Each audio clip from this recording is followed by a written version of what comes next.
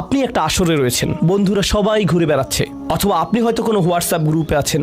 আজকাল যোগাযোগের বিভিন্ন মাধ্যম রয়েছে, আর এই সকল যোগাযোগের মাঝে মানুষ যুক্তিহীন কথা বলে থাকে। মানুষ একে অপরের বিরুদ্ধে গীবত করে, তারা একে অপরের প্রতি বিদ্রূপ করে, তারা একে অপরের সময় নষ্ট করে।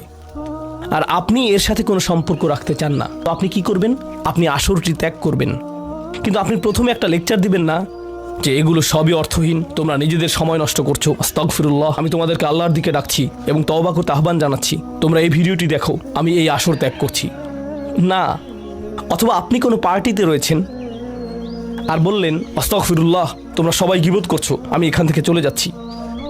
ওয়া ইযা মাররু বিল্লাগওয়ি মাররু কিরামা। যখন তারা এই ধরনের আসরের পাশ দিয়ে যায়, যখন তারা এই ধরনের পরিস্থিতির সম্মুখীন হয়, তারা সেখান থেকে বেরিয়ে আসে সম্মানজনক উপায়ে, মাররু কিরামা।